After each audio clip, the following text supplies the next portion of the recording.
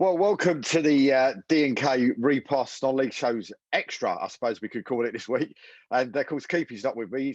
He's busy, and he's actually I think his boys have got golf lessons and stuff today. So he's a very busy man today. So unfortunately, he couldn't be with us. But of course, it's my absolute privilege to say that joining me today is the East Mid League chairman, Nick Robinson. And I suppose, Nick, the first thing I should ask you is how you feeling? Yeah, I'm good, thank you. Looking forward. We're all now working towards next season. We're going to 14th August, writ large in the diary, and all looking forward to that. And I bet you can't wait. Absolutely. We're really setting the day forward to be a really big day. We've got some surprises coming up that we're working on at the moment. Trying to put something across the Trident leagues for that 14th of August. Sounds good. Sounds good. I mean, one of the things, I suppose, before we go into the bits and bobs of the announcement on Monday was, I suppose, some of the terminology that might get used today, and some people might not understand what that actually means. I mean, Ollie Bayliss put the message out there in the beginning, and it said the FA Alliance and Leagues Committee. Could you sort of expand to people that don't know what the Alliance and Leagues Committees do? Because sure. There'd probably be somebody that'd be good to just, if you get some kind of a background on what they actually do, so that people can understand a bit more when we go into a bit more of the conversation. Yeah, sure. So the Alliance Committee controls and manages football at steps 1 to 4. So from the step 1, the National League, National Division, down to step 4, which is the Trident League's regional divisions. That's what the Alliance controls. The Leagues Committee deals with steps 5 to 7. 5 and 6 as it is now, but 7 is what are called the regional leagues now, regional feeder leagues. And so 1 to 4, we control and manage everything with the promotion and relegation.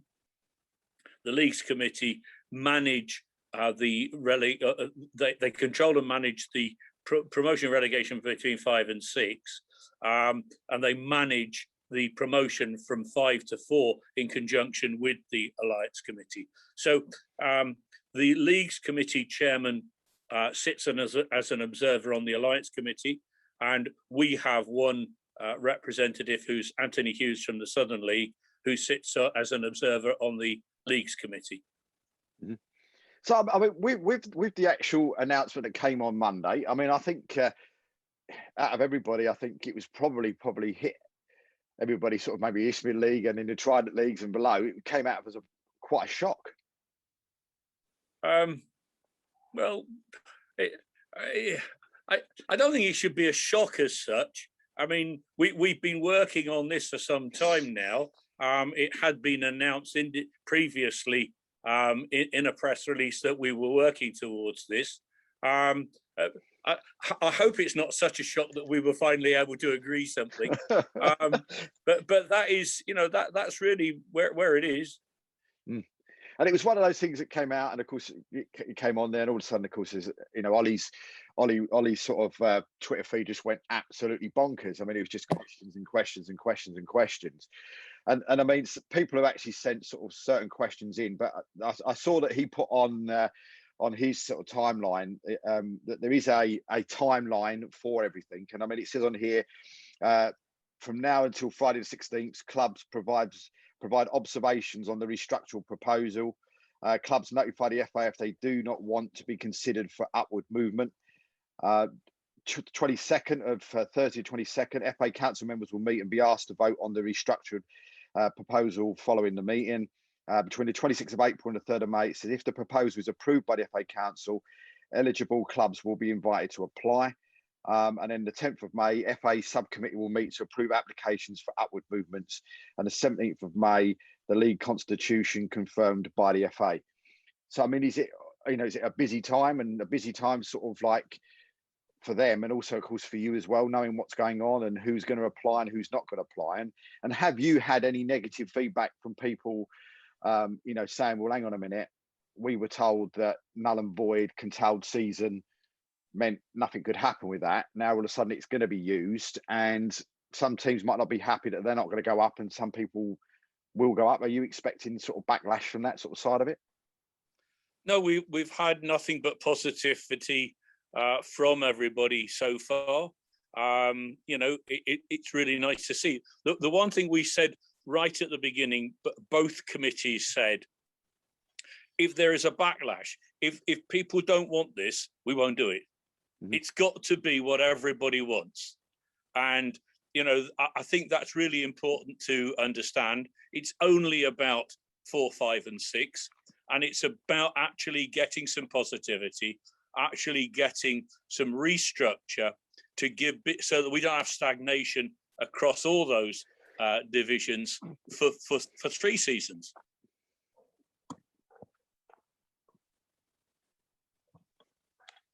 For some known reason, yeah, it's all right. That's all right. I'm trying to get I'm down on battery, so I'm just trying to get my power lead onto here.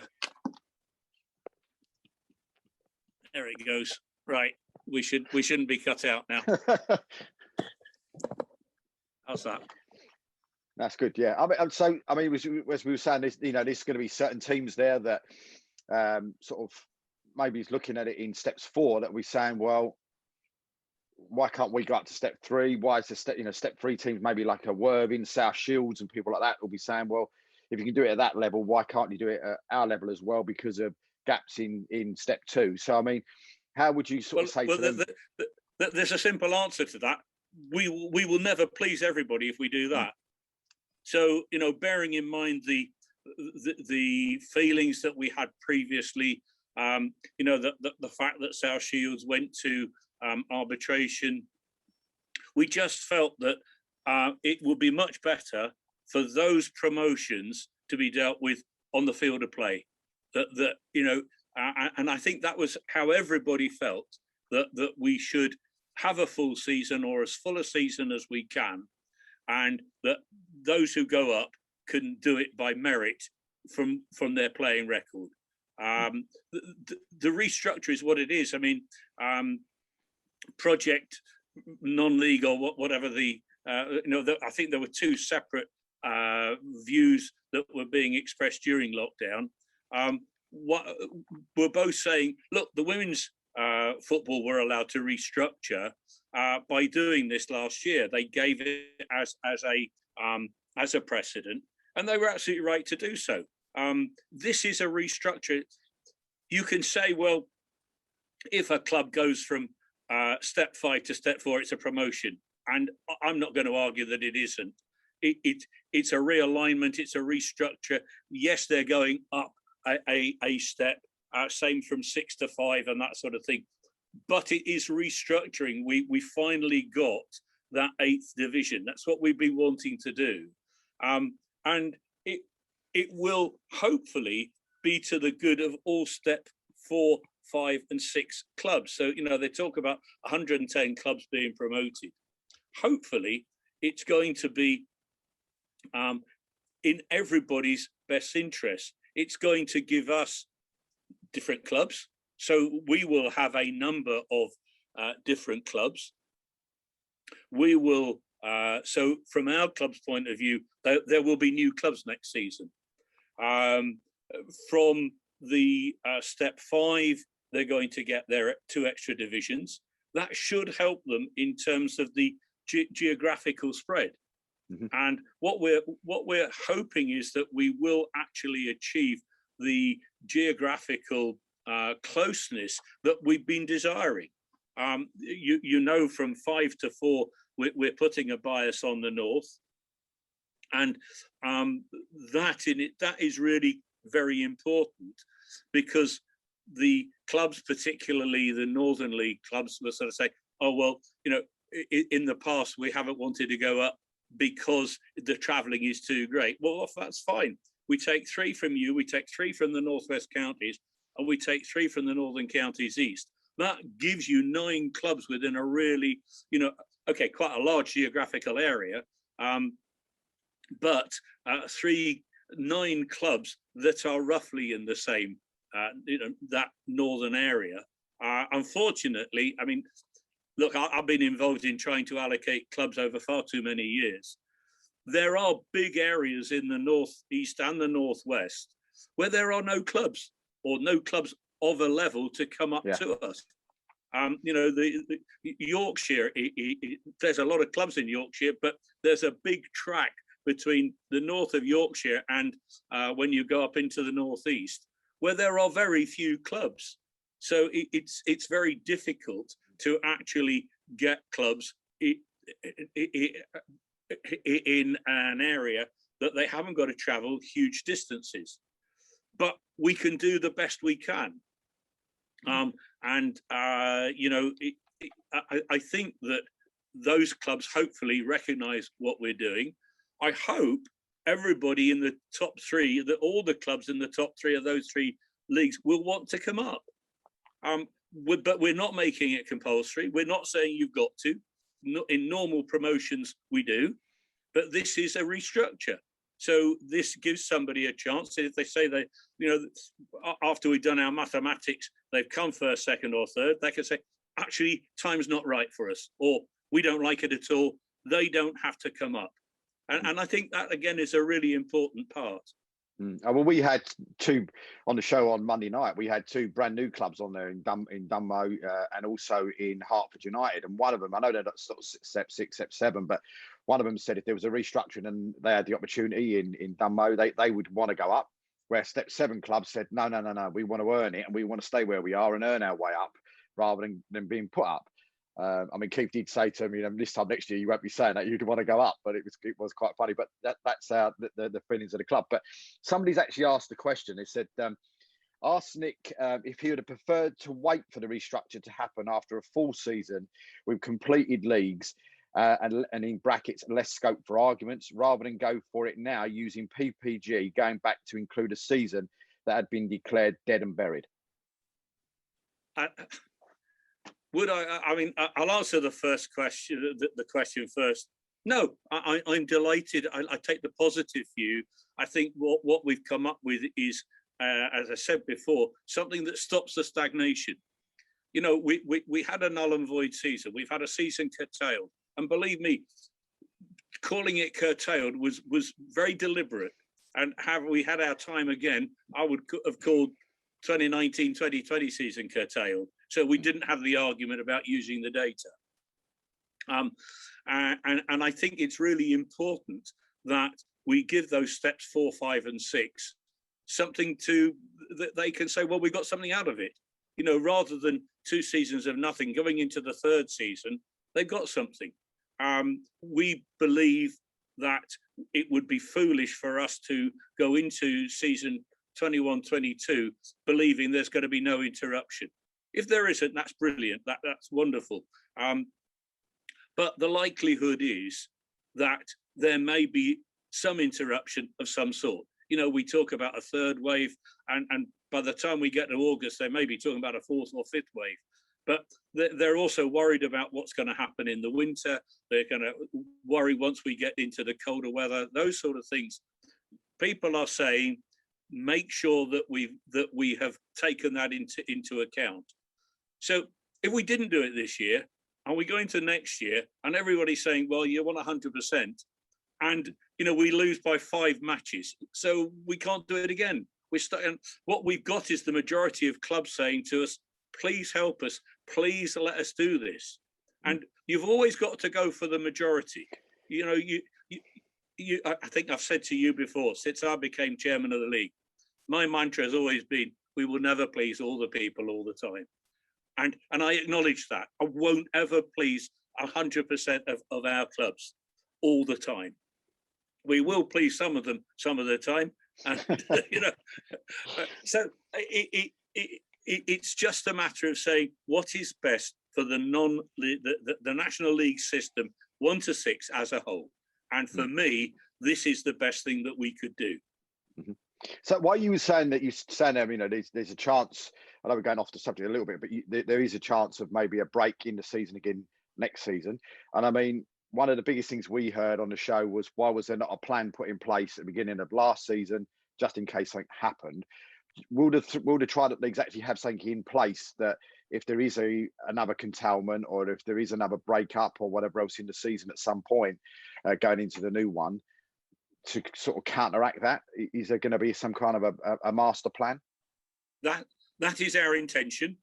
I mean, I think it's fair to say that at our AGM, which we held virtually for the first time on the 1st of August last year, I said to everybody, we will have something in place before you kick a ball on the 19th of September. And that was the desired of the Trident Leagues. But it was refused by the FA, and the Alliance Committee turned us down. They said, no, we're not doing it. Now, I think it's fair to say that everything that went on from March last year was the first time we were dealing with it. It was the first time we'd come to a new season. We just had the Rule K arbitration, which I think shook everybody. and I think that everybody was really worried about saying, oh, well, if we do this, what happens if this happens? And there were so many different variances that eventually the Alliance Committee came back and said, no, we're not going to allow you to do anything. That what we did say around the August time, we came out and said, look, this is where we are. We're aiming for the 19th of September.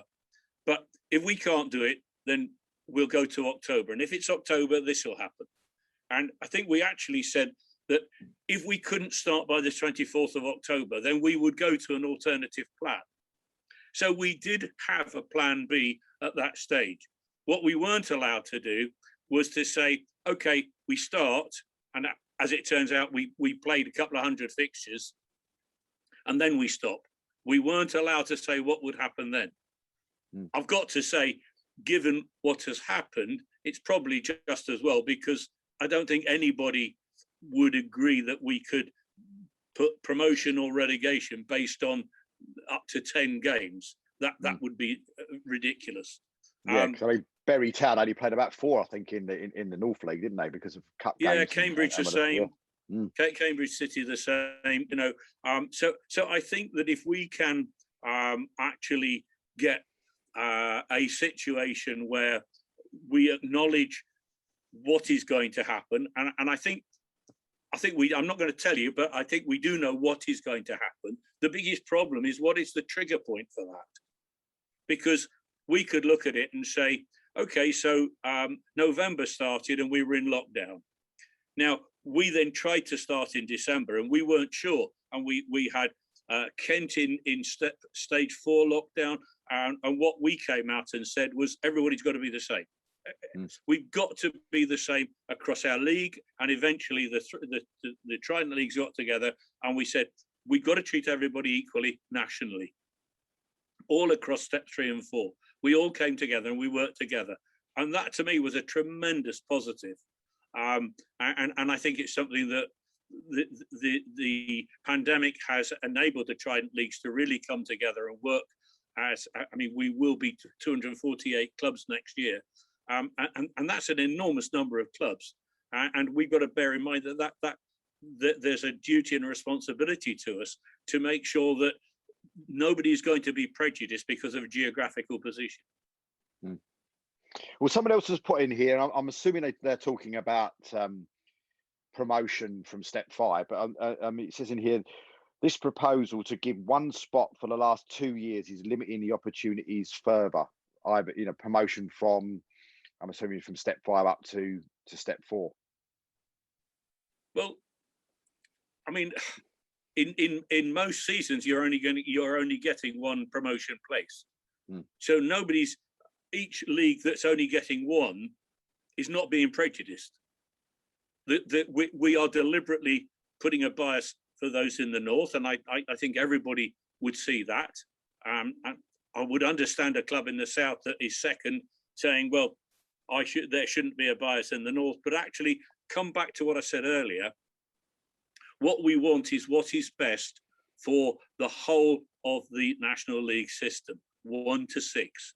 And this is the best. It just so happens that it works out mathematically. You know, 3 from 3 leagues is 9. There's 11 leagues left, 1 from each of those. Oh, there's your 20 clubs. So, as I say, a club that finishes second in one of the 11, yes, you feel sorry for them, but it will be worked out on playing record. It won't be on the basis that, oh, well, clubs can see now as we approach the end of the season, clubs can look over their back, say, "Oh, we need to change the manager, or we need to do this. We've got a last throw of the dice," and all that sort of thing. And we can all tell stories of this club that did this with 9 matches to go, with 11 matches to go, but we've done the best we can, and that's what I hope will be recognised by people. Well, someone's put here as well. Why are the opportunities from step 5 to step 4 limited, and why is step 4 such a safe league for teams to be in? I'm not sure that the clubs in step 4 would agree that it's a safe place. You know, it's a very unstable place. with the number of relegation spots there will be next year, and you know, with promotion, there's going to be a big change in each of the. Don't forget, there are 20 club divisions, so you know and I forget now how many clubs it is that's to be relegated. I think it is we've got 8, so it's two from each. So 2 from 20 is you know, that's quite a big percentage. You're going to be worried for a lot of the season. If you're not at the top, you're going to be looking over your shoulder. I was worried after 9 games this season. Yeah. Well, there you go. You see, well, you lose 9 games on the trot, you're worried at any stage of the season, aren't you? Yeah, absolutely. So I don't think it is a safe place. I think that what we need to do is to get to this stage where we have what we're calling the pure pyramid, so that, and we've then got to give it 3 or 4 seasons of just settling down without any changes. You know, we really got to let clubs get used to the new to this new system. I mean, someone's come back in with that and said, look, in this timeline, each of the 4 teams promoted from the Scaffold League have gone on to establish themselves into playoff candidates, clearly adding healthy competition to the step 4 leagues. So I think they're probably saying that why can't more than 1 team go up from the Scaffold League, the Essex Senior League, etc., to do it. But as you've said, you know, you've got a 20-team league. You've already got 2 going down. It's going to be, you could end up with like 3 or 4 going down, then, couldn't you? Well, look, I think the other thing is that let's come back to that point and what I said about what is best for 1 to 6. So we have deliberately put a bias for the clubs in the north. The reason for that is that clubs in the north, in the Northern League particularly, didn't in the early days of promotion support the idea and didn't want to go in. If we bring up, so if we took 20 clubs equally across the country, yes, you could have 2 from the Scaffold, 2 from the Southern Combination, etc. But what that does is to push the clubs north.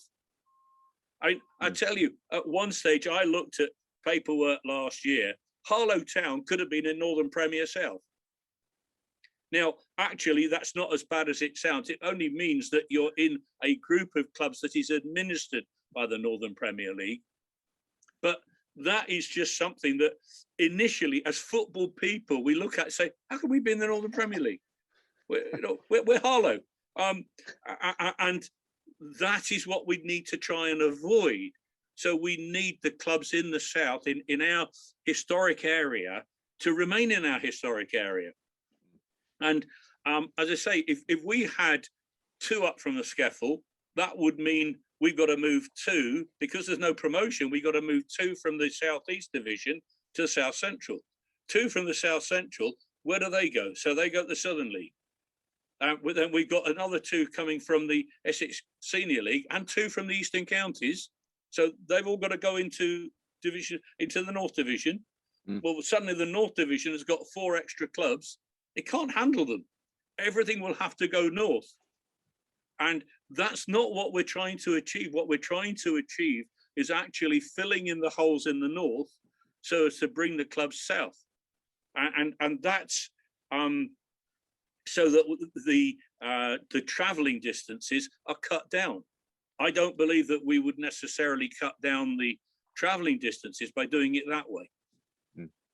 So with that, I mean, someone's put on here as well, where do the Isthmian League expect their 3 leagues to be situated? North and South East are quite clear, but what will be the footprint for the South Central League? until we see who the clubs are, it's difficult to answer that. I mean, it also probably unhelpful to mention club names at this stage, but just take it that, as I started saying, so one comes up from the scaffold, it goes into the Southeast Division. We're not losing any from the Southeast, so one has to move from the Southeast Division to the South Central. We then got one coming from the Southern Combination. Well, that can go scaffold, Southeast or South Central.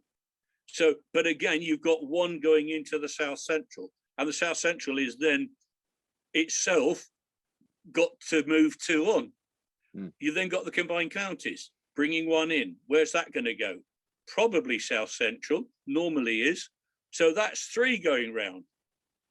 So, you know, it's not an easy situation. Believe me, I lie awake at night sometimes thinking, well, what do we do then? So that goes into the South Central. And then actually what we're looking at is to say the South Central probably becomes a better division with less mileage in it. At the moment, you know, we've got the clubs going from the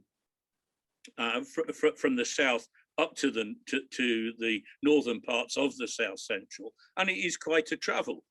But hopefully, with these changes, we'll be able to cut down the travelling distances of the South Central clubs.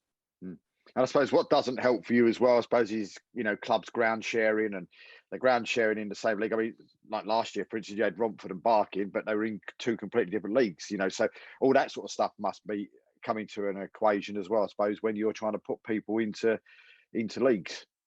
Yeah, well, I mean, we do try and put ground shares in the same division. If you remember when that started, that Romford were originally at Brentwood, so they were in the same division, and it came in quite late that they were going to Barking. So that gave us a problem, and we'd moved Barking anyway. So it just made it was really difficult. But we do try and put ground shares in the same division. Not only is that good for the clubs, it's easier for the administration. You know, Kelly's the first one to knock on the door and say, "Excuse me, we got to do the fixtures." And it's one of those things where we've heard on the show, you know, a couple of people have been on before and have turned around and they've said, you know, they're bored because it's the same people, they're playing the same people all the time, blah, blah, blah, blah, blah. So this is going to refresh it all completely as well, isn't it? Because you're going to have more new teams to play, different places to play. And as you say, you know, any team, and I'll take my own team, but Harlow could be in the South Central, they could be in the North, they could be anywhere else. Do you know what I mean? So it gives you that situation of having new teams to play, fresh games to get more people through the gate as well, because you're playing different teams and you're not playing the same people, you know, year in, year out at the same time all the time. David, I think refresh is absolutely the right word. No, there's not going to be 100 new clubs coming into the Eastern League. There's only going to be a few, but it does mean that in each division, you're absolutely right. You are going to be seeing different clubs, new clubs coming up that, you know, have been knocking at the door. You know, sort of Skeffel again. You know, I know Chatham are nearby. Well, they've been with us, but they've got, you know, they've done tremendous work to their ground. You know, we're delighted to have them back. There's Corinthian, there's Sheppey. There's all those clubs that will come up and will add something to that division. Clubs in the Southern Combination again coming up will add something to that division. And when the fixtures come out, you know, everybody's going to be looking at, oh, when are we playing new Club A? When are we playing new Club B? You know, that's going to be the thing. And I think that refresh is exactly what we want to say. Again, it gets away from that stagnation. So no promotion and relegation at the end of 2019-20 season. No promotion and relegation throughout at the end of 2021. But hey, for 21-22, we're doing this for you. I mean, someone's put on here as well. Why will clubs only be elevated to create the new division, but not to fill the vacancies from in step 2 to 5? I'm assuming they're talking more about step 2s and that sort of area. Well, I think first of all, the leagues haven't wanted to replace those. because there is no fair way of actually doing that. So if you look at and say, let's go 4-3. You know, what have we got? One vacancy at the moment. So how do you select one club out of all those? So we've got 7 divisions at the moment, and we're going to select one club. That's palpably unfair. If we look at 3-2, again, we can't, there are not sufficient vacancies to please everyone. So you've got to get people unhappy. Not what we want. If you like, say it with a smile on my face, you might as well upset everybody so that there's not one person going up. They can go, oh, why is it you? Yeah. If you say no to everybody, you're at least treating them the same. And I mean, look, I'm a great believer in equality. The way you treat people, treat them all the same. Nobody can get upset. But would you then not upset? But it's probably unfair. Would you not say then that somebody will come through that's in step 3, you know, and say, well, hang on a minute, why are we using the 2 seasons previous to get teams up from step 5 to step 4? Why are we not doing the same for step 3 to step 2, and you know, and vice versa as well? So the likes of, you know, off the top of my head in our leagues, the likes of Worthing and Cray Wanderers and people like that. I mean, you know, why is the PPG in across all of step 3 not being used, and all across step 4 not being used to promote teams, the likes of Malden and Tiptree and Hastings and Ware, you know, some of the more vocal ones that have been sort of vocal across social media? Well, hopefully I've explained that in my answer to the previous question, certainly from 4-3. You know, there's at the moment, there's only one vacancy. If we filled the vacancies at 1 and 2, and, you know, look, step 1, there's a decision already made. They're running with 23 clubs. Step 2, also the decision's made. They're going to run with the number of clubs they have at the moment. Now, that's not for us to therefore come in and say, oh, well, you know, we're going to change that. So the league's made a decision to say as it is, oh, well, actually, we're going to give you X number of extra clubs. So I think that's the first point. The second point is, again, how many vacancies are there? You know, if they go to 24 clubs in each, that means that there's 4. I think there was a total of 6 possible vacancies. Now, 6 vacancies, how do you fill them? You know, as soon as we start looking at points per game or anything else like that, there are people going to be disappointed who will say, oh, well, we didn't know that. It should have been there at the start of the season. And they're right. We've always had a thing that the position at the end of the season is what it is at the beginning. Now, we've got the pandemic. We've got situation that we've never seen before. And, you know, I think that that has made us look at things anew, but it's really, really important that we try not to create a situation that isn't fair to everybody.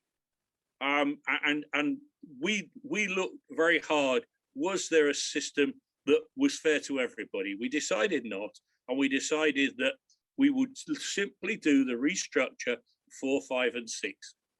The filling in the vacancies, whatever they are, we will do from the field of play in 21-22 season. Call us wrong. Everybody's entitled to their opinion, but we'll see on the 21st whether FA Council agrees. If it does, then that's what's going to happen. And come back to that, what I said earlier, we will never please everybody. You know, of the, however, what is it, 800 and odd clubs across 1 to 6, we're not going to please all 800 clubs. We know that, but we'll please as many as we can of them. I mean, on that committee that will decide, that will rectify it or not, I mean, is there anybody from like yourself on that committee? Is there like Anthony on the committee and it's the FA can actually have a say? Yeah.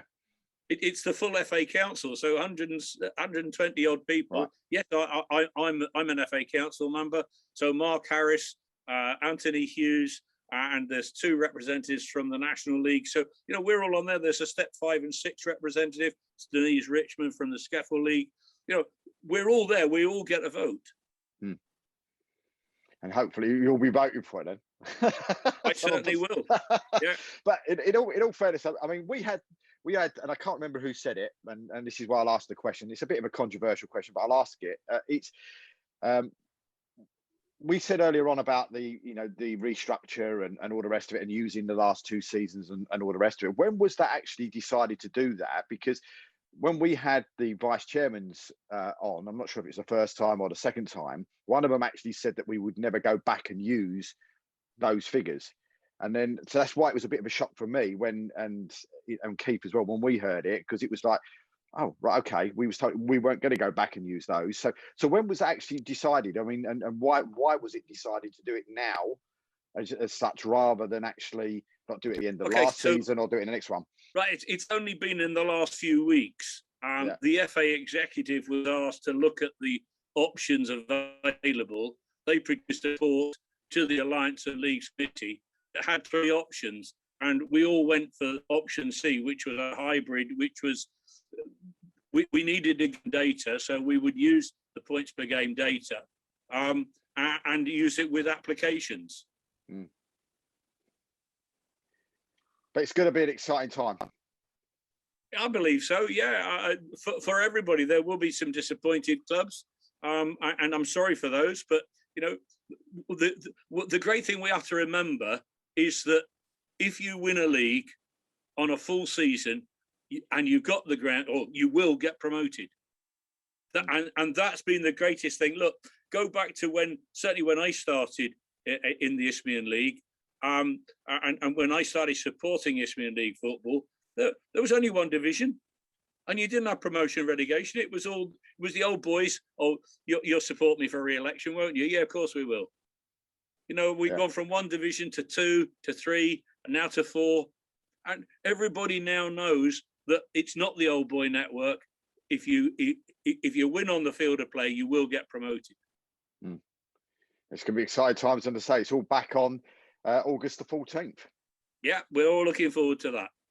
Yeah, we all are, absolutely 100%. Well, Nick, listen, thanks for being with us today. And I know you've got to dash off, so we'll let you dash off, and hopefully I can get my first jab, let alone any other jabs. But so they got one yet, but we're working on it. But a massive thank you. Wish you all the very best, and hopefully your health keeps going in an upward direction. Thank you very much. All the very best. Andrew, thank you. Bye bye.